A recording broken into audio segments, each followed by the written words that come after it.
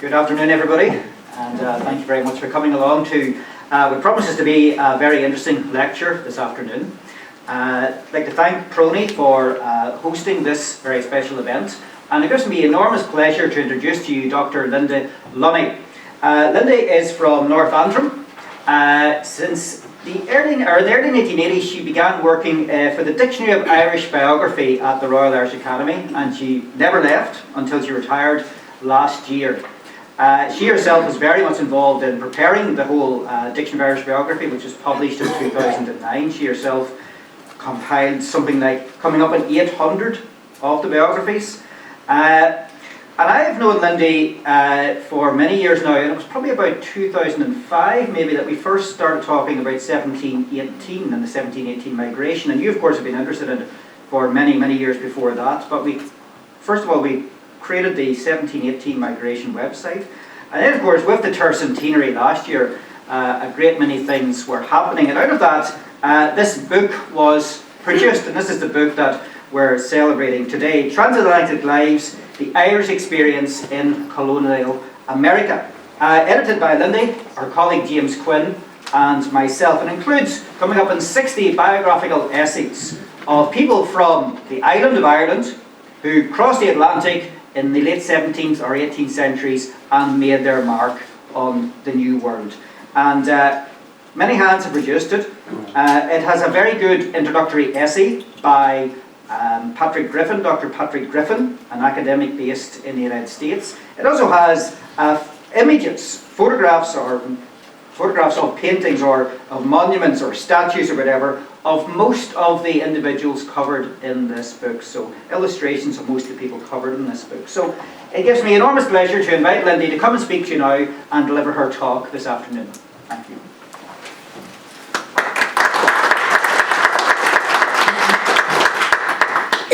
Thank you, William, and thank you to Stephen as well for the invitation. It's not really a book launch, this talk, because technically you shouldn't launch a book that you've had so much to do with yourself. But I think it's a celebration of a book and of an impulse to mark the lives of people who lived so long ago, but who affected history so much on both sides of the Atlantic. Stephen's invitation to speak was pleasingly vague, so I have taken the opportunity to pull out some of the themes that interest me particularly about the work that we've been engaged on.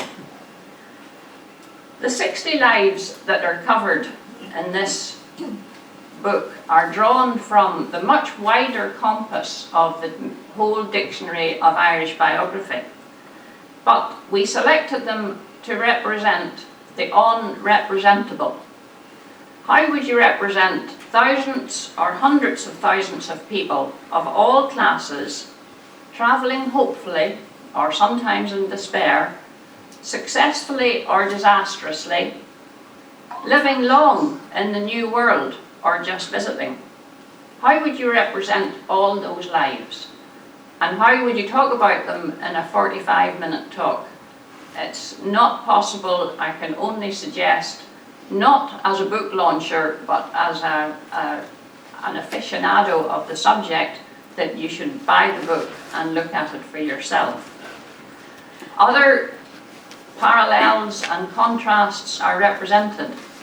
Some Irish men and women supported the British in the American War of Independence. More of them probably supported the colonists. Hugh Gain from Portglenone supported both. This was one of the most important mass movements in world history. I want to talk about some of the themes that turned up in the book, and I've looked at various options. One theory was that I would look at Irish people as medical pioneers. Two of the earliest supporters of immunisation in America were John Crawford from Crumlin and James Kirkpatrick from Carrickfergus. Or I could have looked at educational pioneers in colonial America. William Tennant's so-called Log College in Pennsylvania educated men who went on to found more than 60 schools and colleges throughout Eastern America. Samuel Finley from County Armagh was principal of Princeton's College. Francis Allison from Donegal was one of the founders of the University of Pennsylvania and is known to have taught 5 signers of the American Declaration of Independence, including 2 who had come from Ireland. Irish emigrants were particularly influential in the development in America of a religious belief that salvation was based on personal experience, and that was a novel concept in the early 18th century. Other Irish people were involved in various ways with Native Americans, trading with them, recording their history and their culture, or massacring them and stealing their land. Any one of those themes would have given us today a decent half-hour talk, and it might have enlightened us about similar developments in contemporary Ireland. However, it was while I was skiffling through the essays looking for themes that I realised an obvious topic for me, a County Antrim person with a lifelong interest in family history. An obvious topic was the personal connections and the coincidences that jump out when you look through the essays, and indeed from wider study of 18th century history and emigration. I must acknowledge at the outset that reputable historians do not think much of coincidence. And not all historians rate genealogy very highly either. Until quite recently, the training of historians focused on causality, why and how events happened, and on the results of events. And the causality mindset underpins much of recent and current history writing. It is how historians make sense of the welter of events that swarm on every day of the past. If you think about how many events all of you have experienced just getting to PRONI this lunchtime, you have been involved in transport, you have been involved in consuming food. All of those things that you have lived through are what historians try to make sense of when they write history. An appreciation of causality permits the creation of coherent narrative and explanation. But I think possibly that this way of viewing history might be changing. It is my impression that historians who are native to the digital age are more open to other ways of making sense of events and careers and motivations, and consequently are more likely to appreciate the significance of personal connections between individuals and their experiences. And there's a byproduct as well. Up to about 20 years ago, if you wanted to follow the career of an individual for historical purposes, to write a history or to write a biography, if you wanted to identify his or her contacts and the people who influenced him or her, you had to keep notes, often handwritten notes in scrubby notebooks, of what you might call random sightings of your quarry as you came across them in journal articles or books or manuscripts. Whereas the thought processes and the research methods of younger scholars, like William, formed by the internet, may predispose them to dispense at least sometimes with causality, as well as a byproduct enabling them to find the notes again.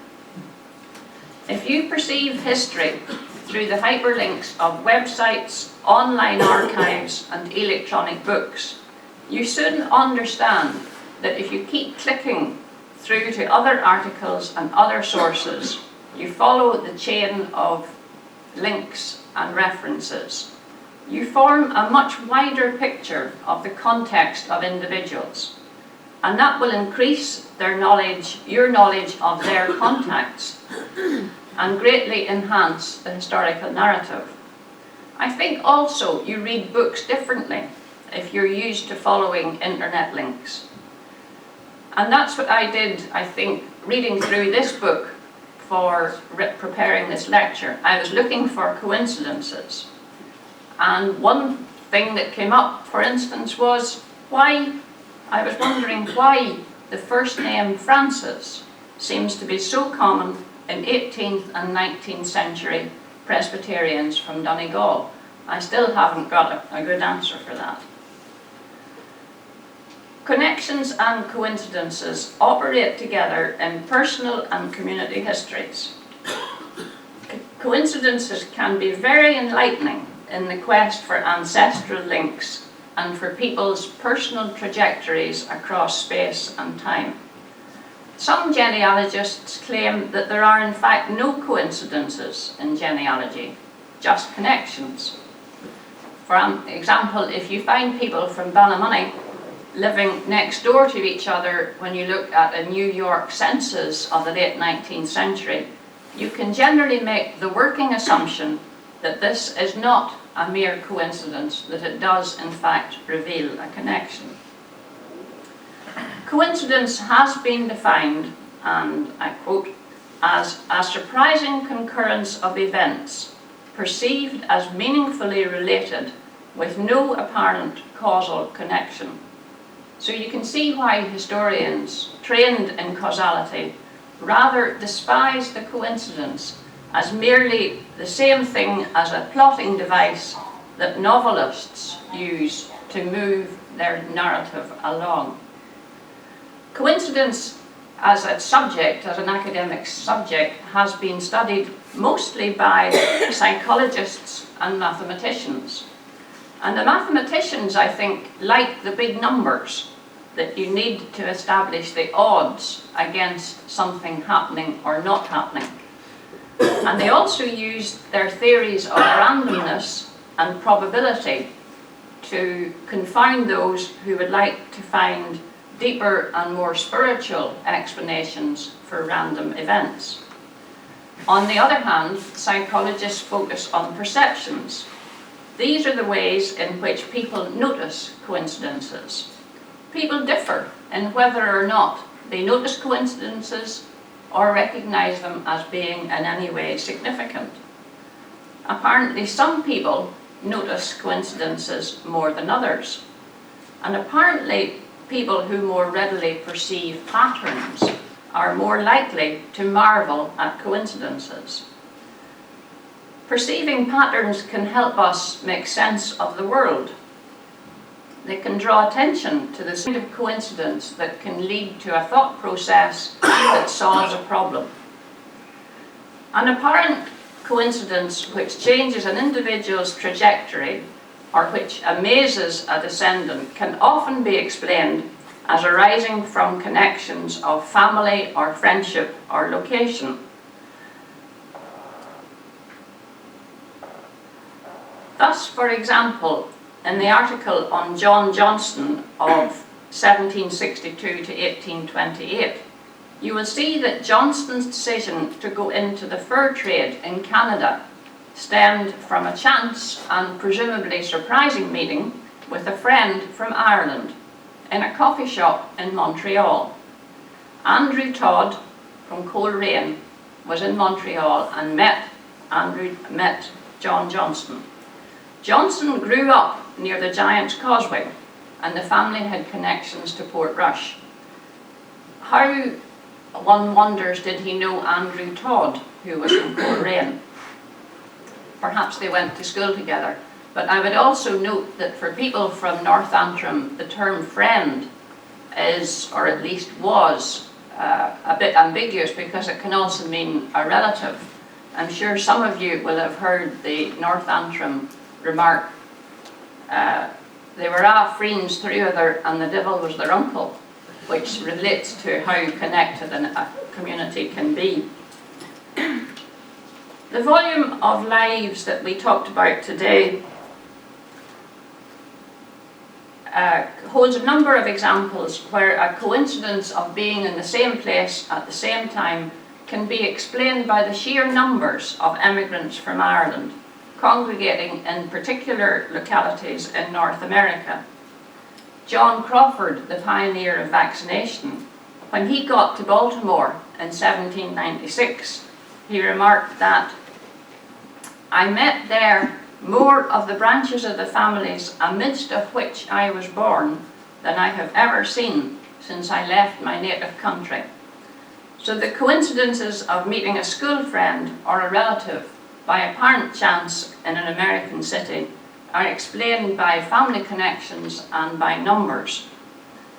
I will just remark that for now there are coincidences in this volume which, in the present state of my knowledge, I haven't been able to explain. John Johnston, who was born in 1762, he was born in County Antrim. He went into the fur trade in Canada and was accepted by the Native American Ojibwe tribe and married one of their women. Sir William Johnston, Johnson, Johnston, we know that doesn't make any difference. He was from County Meath.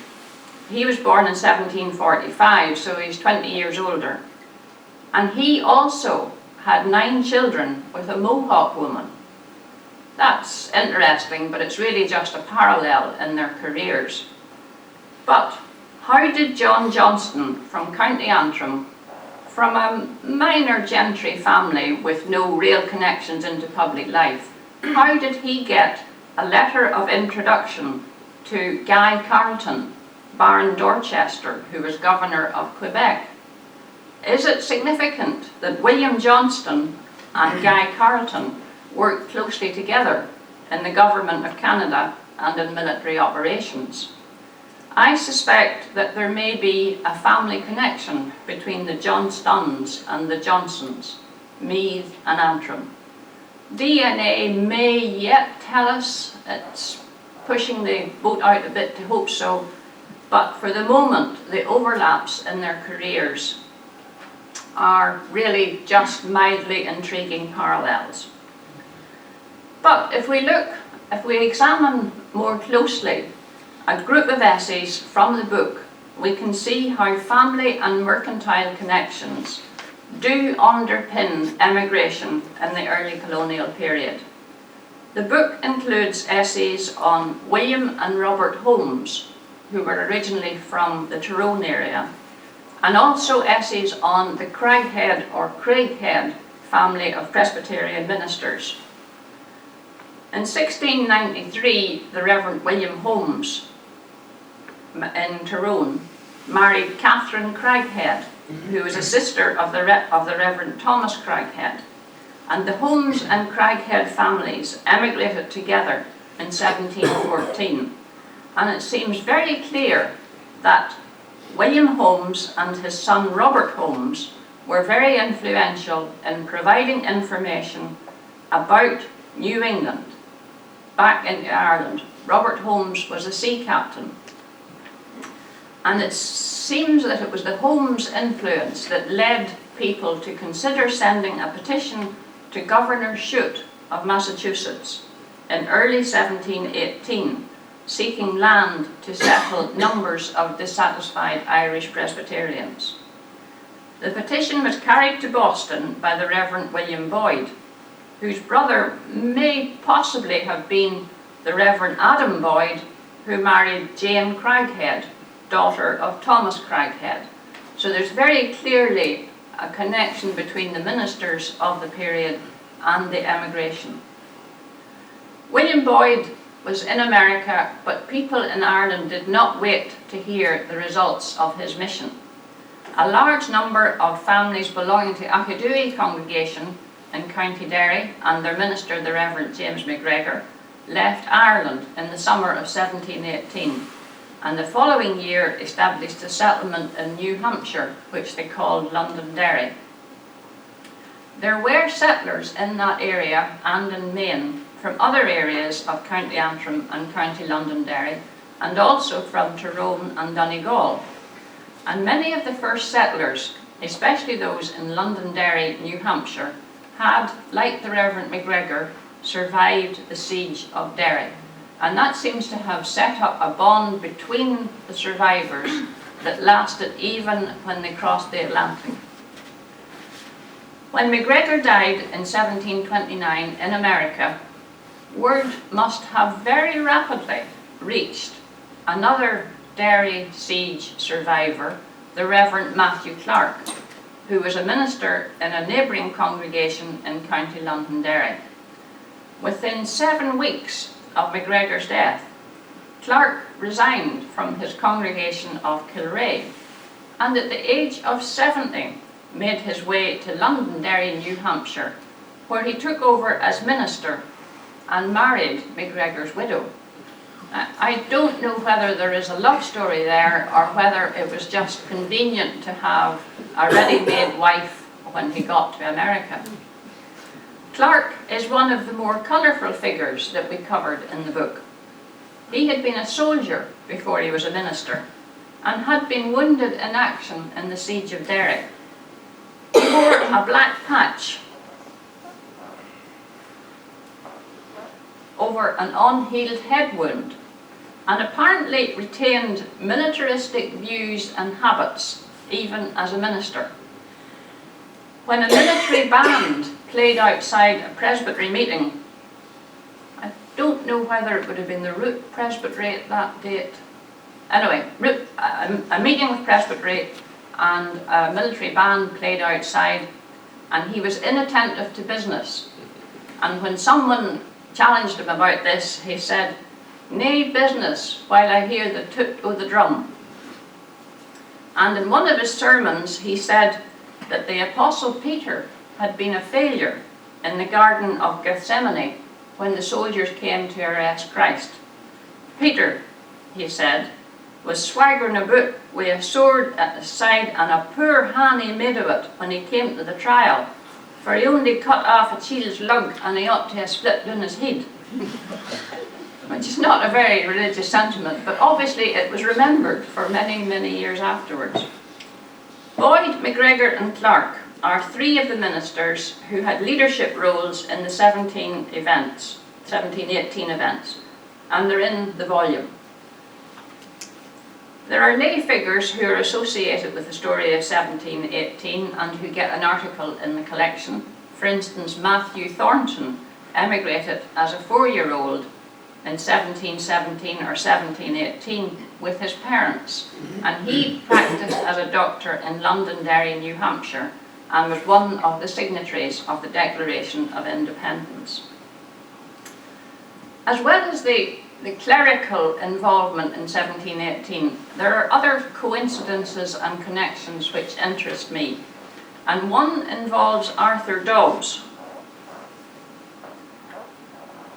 who went from near Carrickfergus and became governor of North Carolina, and his biography is also in the book that we're talking about. The coincidence that involves Arthur Dobbs isn't mentioned in the book, and I haven't worked out all the details, but it is one of the tantalising coincidences of name and place which I have been working on in connection with the 1718 emigration. It could be that it is just the illusion, the frequency illusion, which states that when you see a white car on the road and notice it, that you see nothing except white cars for the rest of the morning. So it could be just that operating as I look at historical sources, but it adds interest to the process. Anyway, the coincidence that dealing with Arthur Dobbs. The Lieutenant Governor of New Hampshire from the Crown in 1718, when people from the Bann Valley and around were starting to settle in New England, was a man called John Wentworth. And John Wentworth's son also became Lieutenant Governor from 1741 to 66. He was named Benning Wentworth. Now the name Benning rang a bell for me.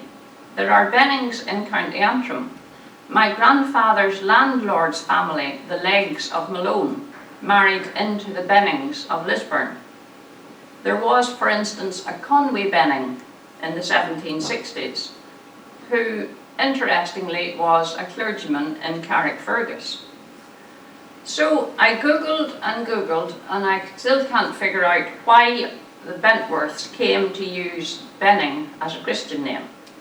Maybe there is no connection between the Wentworths and the County Antrim family. However, while I was googling, I found that Arthur Dobbs from Carrickfergus was governor of North Carolina at the same time as Benning Wentworth was governor of New Hampshire.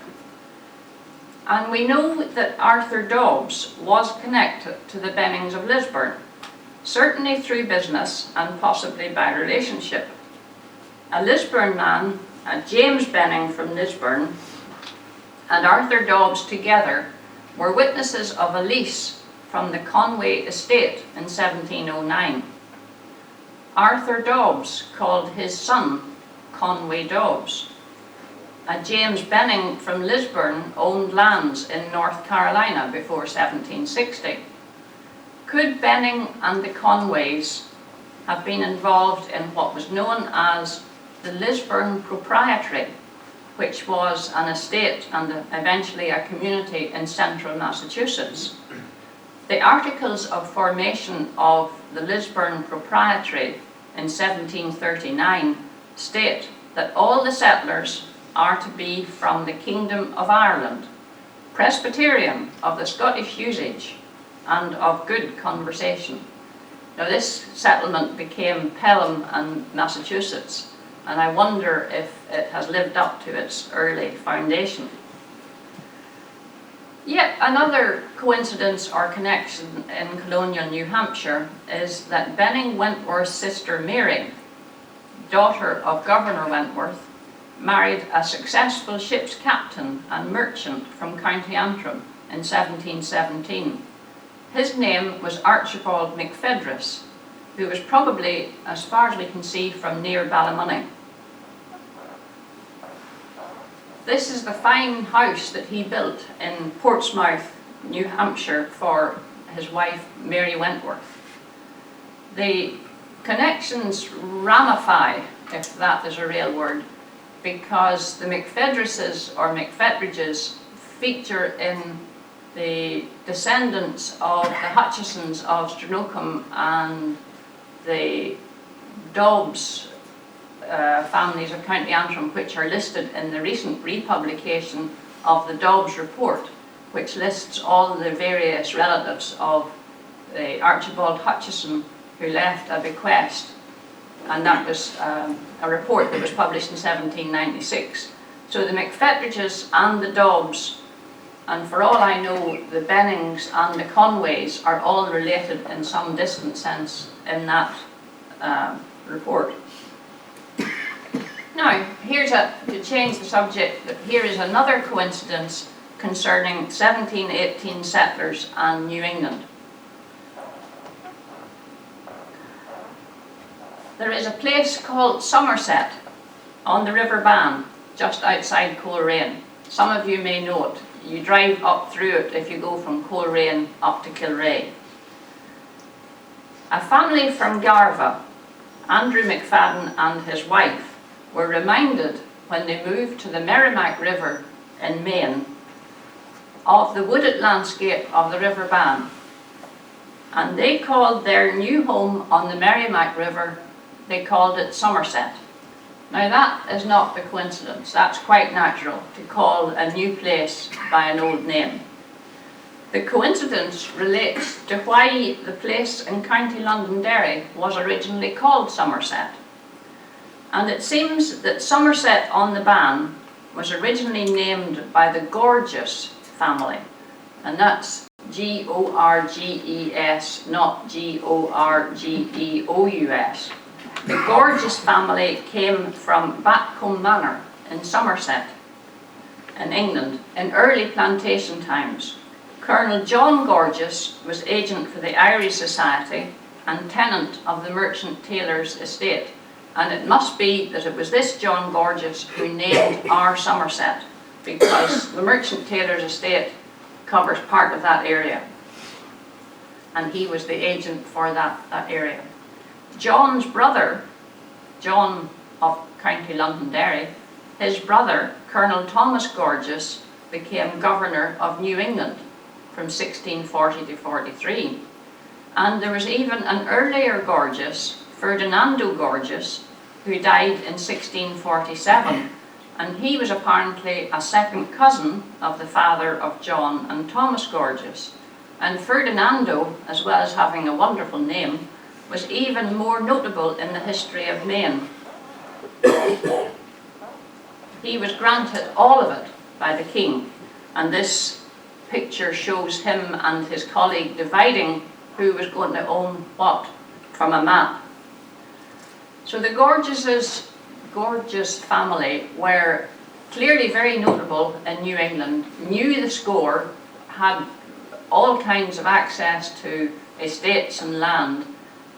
Did word come back through the Gorges family that there were lands in New England, vast lands to settle in Maine and beyond? But maybe there were channels of information back through the Mather family. Cotton Mather, who lived from 1663 to 1728, was an important Puritan leader in Boston at the time of the 1718 migration. He encouraged Ulster people to think about emigrating and met their leaders, the Reverend William Holmes, the Reverend Boyd and MacGregor, after their arrival. Although Cotton Mather never seems to have been in Ireland, his family had links to Dublin and also, interestingly, to County Londonderry. Cotton's father, Increase Mather, graduated in 1659 from Trinity College, Dublin, and he was supposed to become the Minister of Macrofelt in County Londonderry in 1658, but he did not serve there. He went instead to America. However, his brothers, Samuel and Nathaniel Mather, uncles of Cotton Mather, both also spent time in Ireland. Samuel was a senior fellow of Trinity College, Dublin from 1654 and founded New Row congregation and stayed there until he died in 1671.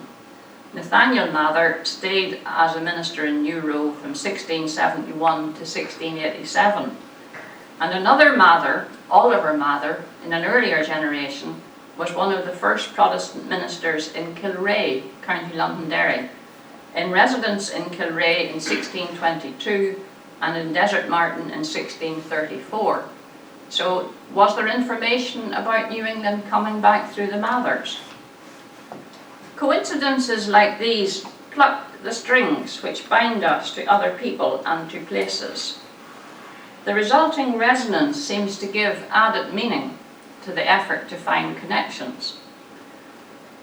Connections can be seen as proving a theory that underlies the idea of what is called the 6 degrees of separation. And this is a concept that has been explored by sociologists and others quite a lot over the past 20 years. They point out that the world is really very small, and that because of the nature of human society, you can find connections between people that form a chain no more than 6 links long. And there's actually a mathematical and sociological set of theories to describe this understanding of the world, using the concepts of networks and nodes. There are long articles about proofs and examples on the internet if anyone wants to follow them out. For me, the maths of all of this is too complicated, but the concept is fascinating. The theory says that any one person anywhere in our world is on average 6 friends of friends away from any other person. And actually, I believe if you look at the Facebook algorithms, everyone on Facebook is 4 jumps away rather than 6. But it says that you can get from, for example, from me to Barack Obama in 6 jumps. but actually it is much less than this. I know a woman from Oma who taught maths in a high school in Chicago, and she met Michelle Obama when their children were in the same elementary school. So that's from me to Barack Obama in 2 jumps. I can get to Barack Obama another way because I know a journalist in Dublin who's friends with the Clintons, so that's another way that I can get to Obama in 2 jumps. There are all kinds of explorations of the concept of 6 degrees of separation in films, books and plays and games even on the internet. I think some mathematicians use it as a way to try and get high school students to be involved in the theory of networks. There are games based on the 6 degrees of separation. One example convinced me of the validity of the theory. There was a TV programme 10 or 12 years ago about a young English woman who set herself the task of connecting to another random human being, and she filmed the steps by which she made the connection. And she picked at random a Mongolian yak herdsman living in a yurt on the plains of Mongolia. And after several months, she managed to get an introduction to him and went to visit. And I was riveted by the program. I remember quite vividly watching it with amazement because the English girls, the TV producers' second link in her chain was to an acquaintance in Dublin. When they filmed in Dublin, on camera, the Dublin acquaintance's sister cooked dinner for them, and it turned out that the sister was one of my colleagues in the Dictionary of Irish Biography. So I could link into this network, and thus I was within 6 degrees of separation from the Mongolian herdsman. The theory of 6 degrees of separation is being utilised in a fascinating web-based project called the 6 Degrees of Francis Bacon. This is based on a text search of the United Kingdom's Oxford Dictionary of National Biography. Researchers in Carnegie Mellon University searched through 62 million words to find people from the 17th century who can be linked together in friendship, kinship, business or other networks. And the project uses Sir Francis Bacon, who was a prominent 17th century politician and writer, as a starting point, as a node in the network. And that's him at the far corner there, the navy blue button. The project has already listed 13,000 17th century people who are mentioned in the Oxford Dictionary of National Biography articles. And they're linked by over 200,000 relationships. And there's no reason to think that the 17th century was any more complex than any century since. And the project looks at ways in which, for example, the poet John Milton might have met the scientist Isaac Newton. They were contemporaries. Did they ever meet? Were they friends? Did they go to the same church in London? Did they have one or more friends in common? And yes, when you look at the website, which is interactive and mildly addictive, you can connect, for example, Ferdinando Gorges, the governor of Maine, to Sir Francis Bacon. Bacon is connected through friendship in the network to Thomas Gorges, whose daughter married her kinsman, Ferdinando Gorges. Now, there's very little doubt that the theory of 6 degrees of separation and the concept of networks and friendship appealed so deeply to me because of my experiences in County Antrim growing up. And I would venture to say that all of you, whether originally from here or from elsewhere, have experienced and probably participate in the local habit of trying to make connections with any random new people when you meet them. It is a very characteristic conversation starter, and it is ubiquitous in people from Northern Ireland. And you will all recognise the expression of triumph when someone is able to make a link to a new acquaintance. "Oh, okay, your cousin was my sister's hairdresser when she lived in Ballymena. That's lovely." Some of the connections that cursory questioning can elicit are quite startling. Over the last few years, we have discovered some amazing links with a woman called Ashley Moggy.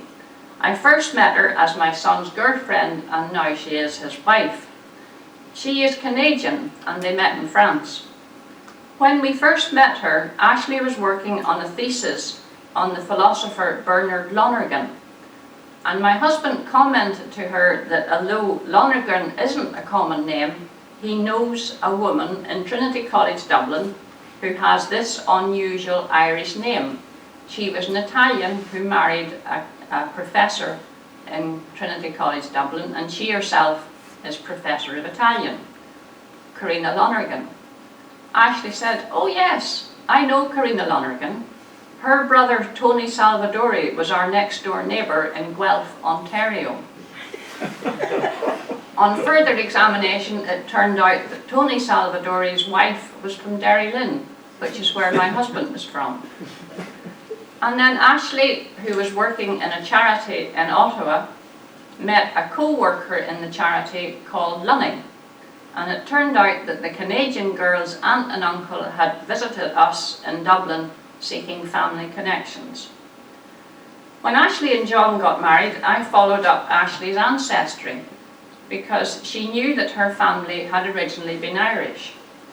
I wondered if her surname Moggy might originally have been Mogi, which I knew as a very typically County Antrim name.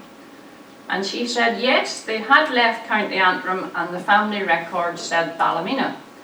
I thought this was a bit too far south from the Mogi names that I knew in North Antrim. So with the help of Kate Connolly of the Causeway Coast and Glens Family History Society and other family history friends, I was able to pin them down to Ballyoglach and Island Ranny in the parish of Billy. Both of those I could see from the house in Orbalrea where I grew up, and not all at all to my surprise, I could make all kinds of genealogical and friendship connections between her ancestors and my son's ancestors. More than likely their great-great-great-grandfathers would have been at one or more weddings together in the 1850s. These sorts of connection are not at all unusual for those of us who are used to looking at the 4- and 5-dimensional jigsaw puzzles of County Antrim and County Londonderry and Northern Irish genealogy in general. But when you add to the fact that this couple met and married across continents, I think it adds to the fun. I think the interest in seeking connections, which I would claim as a characteristic of this area, is maybe a byproduct of an earlier society in which most people in a given area were actually related in kinship bonds. And I note with interest the project at the moment where the Family History Society is looking at trying to establish the relationship links between the people who are descended from Ballycarry and are looking at the DNA connections. That would be a very interesting one to follow up. Northern areas of the British Isles seem in early times to have been structured as clan-based societies. The term clan has been associated mainly with Scotland, with tartan and bagpipes and chieftains and the Gaelic language. But as it appears in the north of Ireland and early modern times, a clan can be described as fundamentally a group of related families, sometimes sharing one surname or a few surnames known to be historically linked, and somewhat conscious of shared ancestry and having a shared outlook on the rest of the world, which is usually rather defensive or even aggressive. The tendency of people in earlier times here to live in clachans is well documented. The Glens of Antrim Historical Society had a project to record at least 45 clusters of houses which survived into modern times in the Glens. And inhabitants, one of the Clachans and the Glens, and there were many more long ago before rural depopulation. In 1831, the townland of Coolnaman in North County Londonderry was inhabited by 14 households of the name of Torrens, descended probably from one original Scots settler who had been there since before 1666. Of the remaining 46 households in the townland, at least 10, and probably more, were genealogically related to the Torrens families, and many of the households were grouped in clachans. And the geographer Colin Thomas, who was at a time in the University of Ulster, has described how the whole ethos of the clachan was rooted in intertwined, functioning kinship networks that permeated all facets of daily life and culture. Their essence was lack of distance between community members, who were genealogically, residentially, and socially close to each other. Particularly in the early years of emigration from the north of Ireland to North America, closely related families can be seen to have migrated in groups and to have settled together in the New World. It is clear that many of the earliest settlers of New Hampshire and Maine, who departed after 1718, were related. We know that at least 4 of the first 18 families in Londonderry, New Hampshire, were relatives. And that is actually what you would expect even today. If half of an Ulster Presbyterian congregation decided to move together to a new location on the other side of the world, you would expect that there would be quite significant relationship links within the emigrant group. And probably that was much more the case in the early 18th century, when people's marriage options were much more limited. It's not surprising that these marriage patterns went with them to North America. To a huge extent, if you look at the histories of New England states, you can see place names like Antrim and Coleraine, and if you look closely you can see, amusingly for us, that Londonderry, New Hampshire soon split into Derry and Londonderry. And as you look at the early records, you can see again and again that there are marriages between the names that are familiar from here. And clearly, for several generations, they chose to marry within their community. Writing about the town of Coleraine in Massachusetts, a 19th century historian wrote, "Very many of the early settlers were connected by the ties of blood relationship. They felt and cared for each other, and their descendants of the generations following were hardly less attached." As my forebears here would have claimed, when you marry a relation, you know what you're getting. And if you think about it, the support necessary in a frontier community would have been even greater in kinship networks than just someone who happened to live beside you. And if you think about it as well, in an agricultural community, land transfer between generations is an issue, and that can be solved if you keep the land in the family. Consanguineous marriage can be shown to have been typical of many areas of the northern British Isles right up to relatively modern times, and it was apparently typical of descendants of people who left here. An article in the Journal of Family History concludes that, I quote, "A pattern of close consanguineous marriage persisted from their arrival in North America in the early 18th century to the beginning of the 20th century. This network of intermarriage was maintained in spite of their migration with the frontier of each generation until the mid-19th century. From Lancaster County, Pennsylvania in the 1720s, on to Virginia around 1740, Cumberland Settlement, Tennessee, several counties in Kentucky, and on to Lincoln County, Missouri, and Adams County, Illinois. The researcher traced these families as they moved to the frontier and counted the marriages. And he says, The frequencies of first cousin marriages in this network from 1725 to 1849 are on the same magnitude as the highest recorded in any society. That's in spite of the fact that people kept moving on. They apparently sent back for wives each time they moved on. The highest rate that he recorded out of 178 marriages, 30 were between first cousins, and 35 were between more distant connections.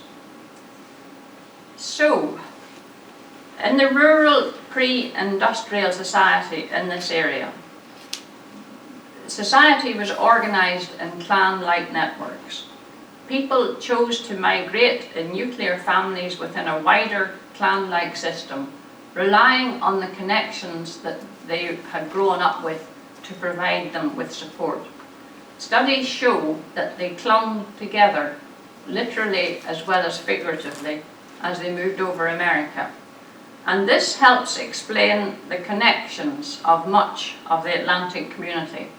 People from the north of Ireland can connect back into the closely linked kin networks that were still to be found in the other side of the Atlantic. And that explains my example of Ashley Moggy. She is part of the closely linked kin network that grew up in Ireland and was exported. But the downside of connection and belonging and close ties is that when those are broken or even stretched over long distances, it hurts a community much more. What does losing half of a kin network, as well as friends and neighbours and economic support, do to the community which said goodbye to the people who left in 1718 and in every single year after that? This is a well-known poem by Oliver Goldsmith, and it seems that Goldsmith, who was a native of County Longford, may have seen the deserted village in his own locality. In 1729, up to 150 Presbyterians from the congregation of Corboy in County Longford followed one of their elders, Colonel Clinton, to settle in Ulster County, New York State.